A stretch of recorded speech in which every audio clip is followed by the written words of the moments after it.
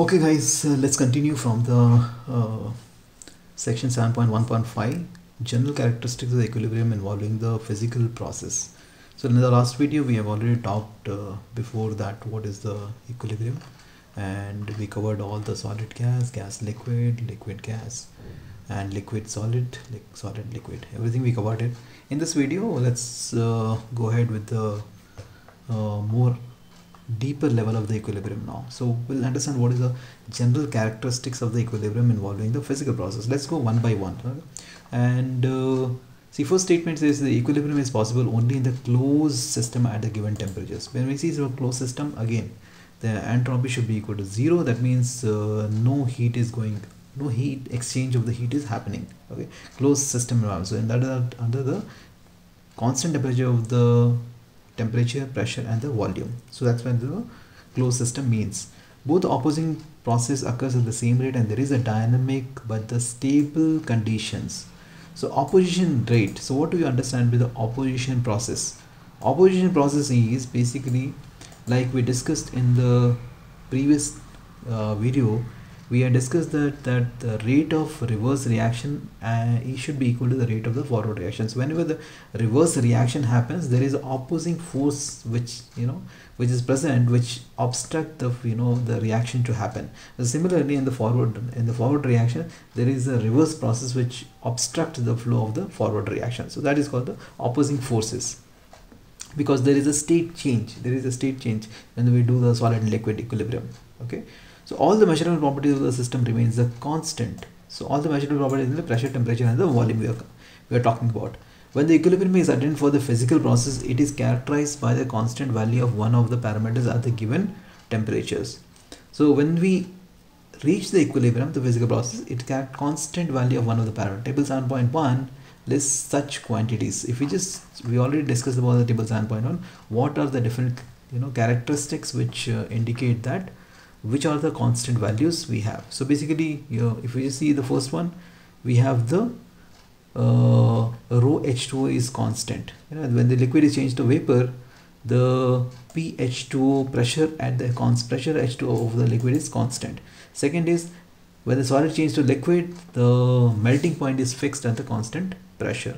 See, some constant values will have. Solute is changed to solutes is changing the solute in solution. The concentration of a solute in the solution is constant at the given temperature. When the gas is changed to the gas is changed to the aqueous liquid. So we have the again gas aqueous to the gas is constant at the given temperature.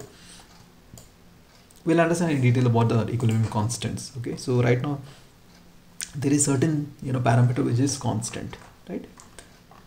Next, the magnitude of such quantities at any stage indicates the extent to which the physical process has proceeded before reaching the equilibrium. So what is this magnitude of such quantities? Whenever it reaches, basically the magnitude of these quantities will indicate that event in such a physical process has proceeded before reaching the equilibrium. That means this value will indicate that how much the equilibrium has been reached, how much the reactants has combined, and then the product has got formed. So all these things has been mentioned through this process. Okay, let's go to the equilibrium in the chemical process and having the dynamic equilibrium. Now we'll take the example of A plus B gives in the dynamic equilibrium gives C plus D. So A and B are the reactants here, and which gives the product called C and D. Now A and B are the reactants, and so we have the double equilibrium, in this case C plus D. Now look at the example. We'll understand from the draw the figure 7.2. If you just see figure 7.2, because if you understand the figure 7.2, everything will be very clear in this part. Because 7.2, because all the statements in this equilibrium in the chemical process, dynamic equilibrium, is just following the graph only. If you understand the graph this properly, everything will be so clear to you. So what we saying here? Now we are saying that look at the graph. Graph is plotted against the time with respect to the concentration of the reactant as well as the products. Now the time is on the x-axis, and the y-axis we have the concentration. Concentration can be in the moles per liter. Now a blue line indicates the formation of the product You see the blue lines indicates the formation of the products and the red line indicates the reactants.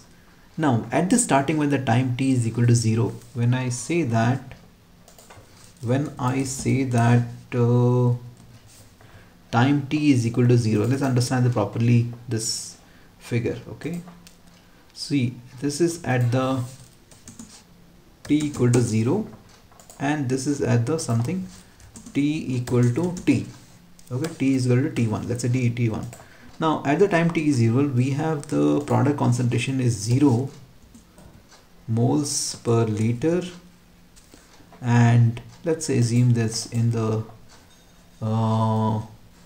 reactant concentration I have, let's say x moles per liter.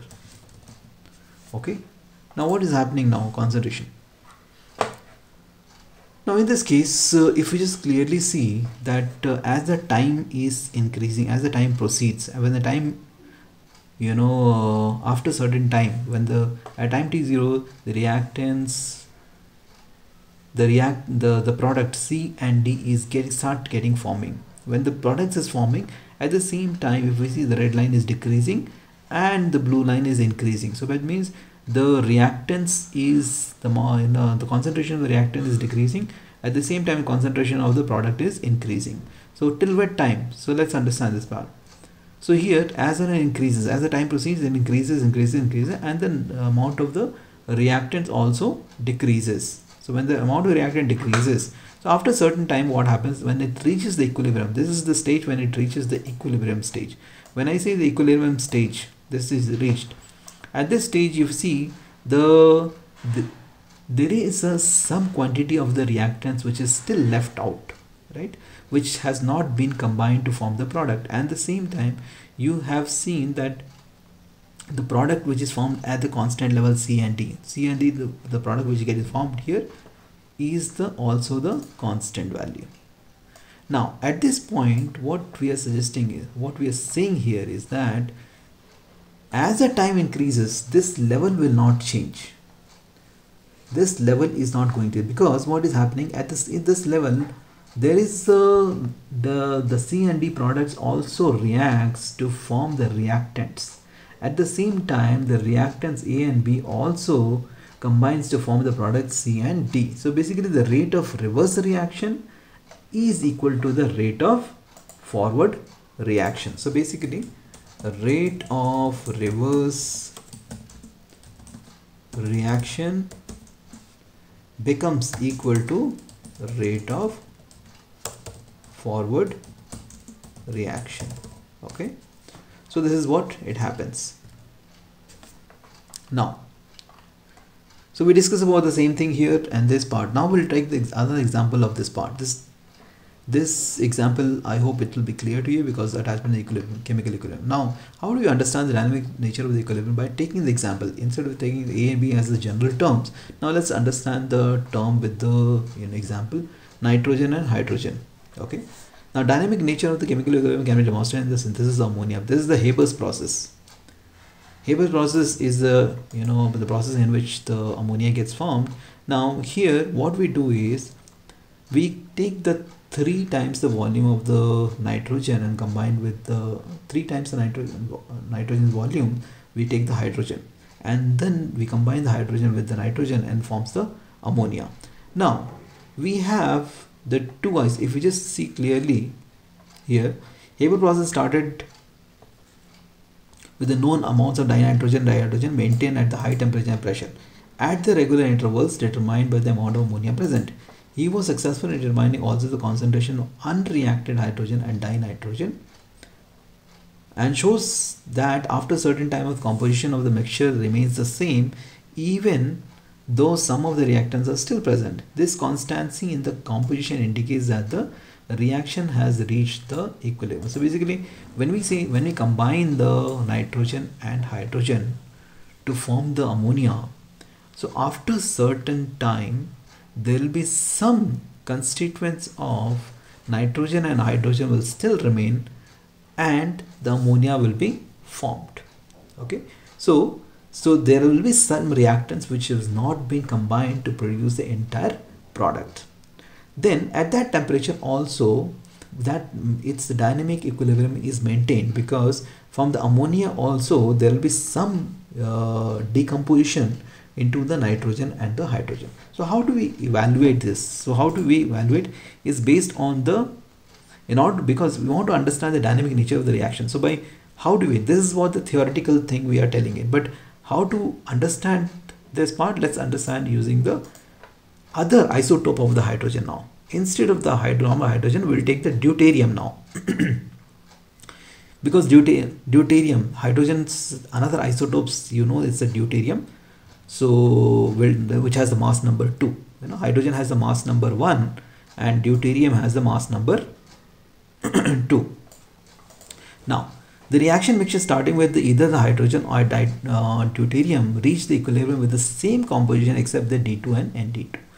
Now here look at this part. Instead of using the hydrogen and nitrogen, we are taking the hydrogen, and instead of hydrogen we are taking the D2, you know, deuterium 2, and they also reach the equilibrium, except that now here the D2 and ND3 will get formed instead of the H2 and the NH3, because now after the equilibrium is attained, these two mixtures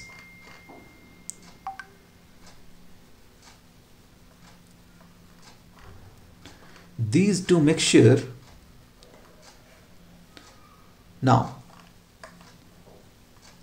depiction of the equilibrium at the reaction, for the reaction N2 plus 3H2 gives the 2NH3. Now here we have taken the nitrogen is the same thing, but instead of hydrogen we have taken the deuterium D2. Now what will be product left out? The product will get formed is the ND2 here, and what is left out which will not get reacted is the D2 here. So we'll come to know if we just see the figure 7.4, the depiction of the equilibrium of the reaction. Now we have combined 4 things in this part. Now look at this part. Now here, as the time t is equal to 0, and we have the, again the molar concentration is depicted on the y-axis, and we have the time on the x-axis. Now we have taken the 3 times the volume of nitrogen is the hydrogen. Dihydrogen is the reactant we have taken in the red line shows the concentration of the dihydrogen. Now green line shows the concentration of the dinitrogen, and the blue line shows the concentration of the ammonia forms. So at the time t equal to 0, as the time t is equal to 0, all the concentrations, the concentration of the product is 0, but still there exists the reactant part. So you have the concentration of the nitrogen and 3 times that concentration of the hydrogen. So now as the time proceeds, the reaction starts happening. Now reactions happen, now you see that the hydrogen concentration is decreasing, nitrogen concentration also decreasing, right? Now at the same time you see here the ammonia concentration is increasing. So at a certain temperature and pressure, what happened with at the constant temperature at which the ammonia starts forming, the reaction stops there. Reaction reaches the equilibrium stage, and such that the amount of the concentration of the products and the concentration of the reactant will remain always constant. So there is a state of equilibrium is reached at this stage. Now there the rate of reaction with nitrogen and hydrogen forming the ammonia is same as the ammonia decomposition to the nitrogen and the hydrogen. Now in this case what we have used is, so we figured out that when you use the both hydrogen in the place of hydrogen, we use the deuterium also. Now if we see the product getting formed, the product is getting formed not only in the ammonia, because deuterium is also formed here. The concentration of ND3 using the isotope of hydrogen, deuterium also the product is getting formed, and the amount becomes the constant. Example, if we see that there is a mixture, when the mixture is analyzed by the mass spectrometer, it is found that ammonia and all the deuterium containing the forms of ammonia, NH2D, NHD2, ND3 and dihydrogen is deuterated forms, the H3, HD and D2 are present. Thus one can conclude that the scrambling of the H and D atoms in the molecules must result from the continuation of the forward and reverse reaction in the mixture. Okay, so basically if we assume that, because see, when we use the different isotopes of the deuterium, and if we notice that the product which does not gets formed, because see, this product ammonia, NH3 is ammonia. Now when you use another product here, NH3D, so basically the product form is NH2D. Means what? There is, unless there is a reverse reaction happening or the forward reaction happening, the combination will be only NH3 only.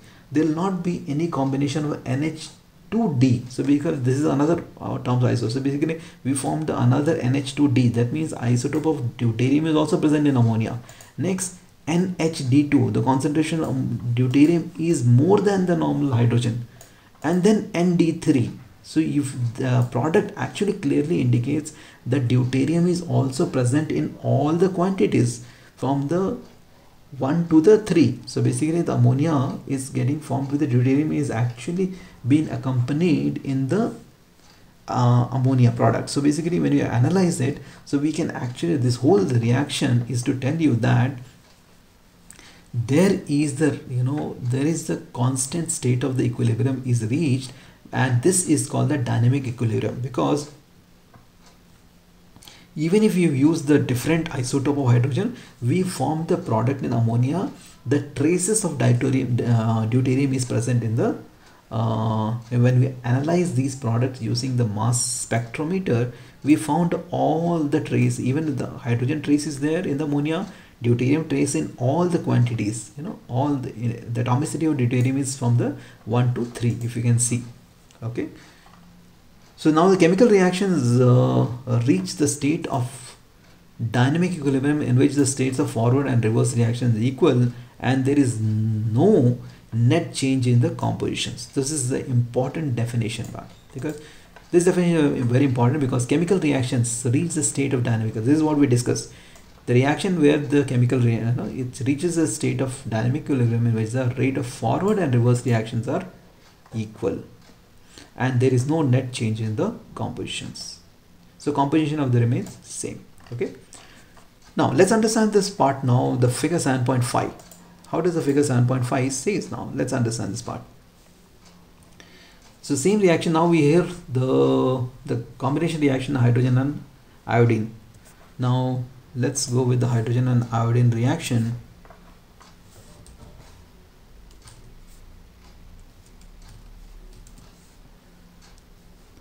Now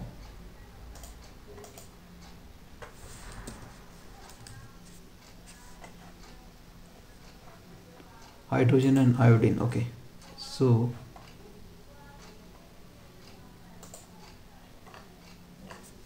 yeah,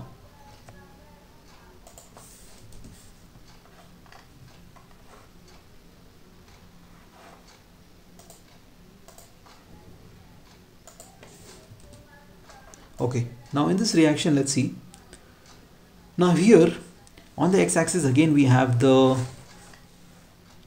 time period, and then on the y-axis we have the concentration.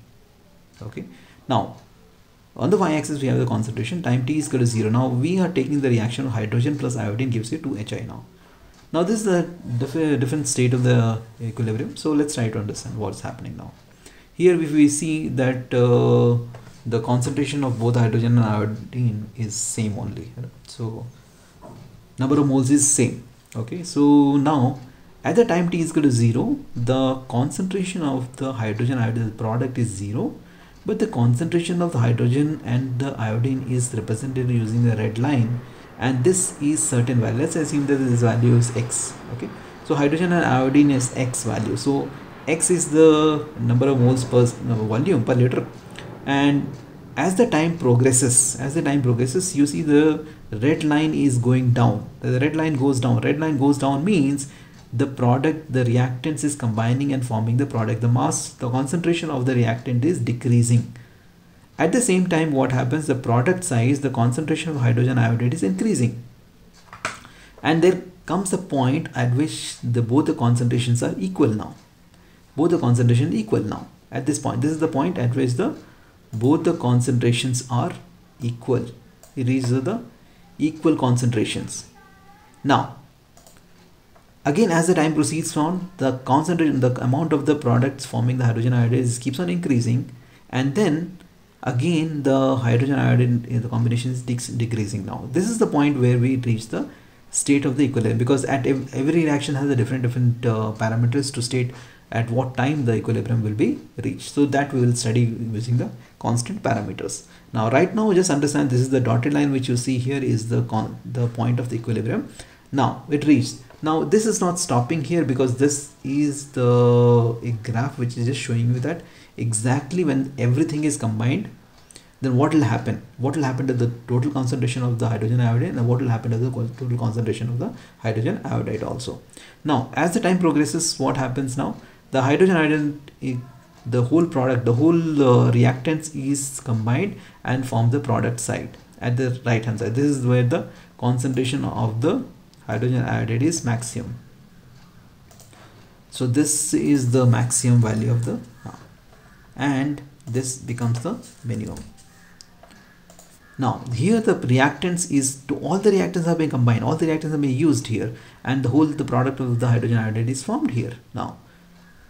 Now this is the, if you see here, H2 plus I2 gives you the 2HI, and this is the equilibrium state. That's the double arrow is given, so that means hydrogen iodide also can come back and can decompose to form the hydrogen iodide, so that the reverse reaction can also happen. If you see here, this is what the graph, you can see the graph on the left hand side. When you go from the left hand side, the hydrogen iodide decomposes. When it decomposes, again the reactance is increasing, and completely decomposes till here, the reactants come back to the same state. So basically we said the both way the reactions we included here in this. Okay, I hope this is clear to you. So this is the state of the equilibrium we are discussing right now. This is the state of the equilibrium. This stage is the equilibrium where the dynamic state of equilibrium exists.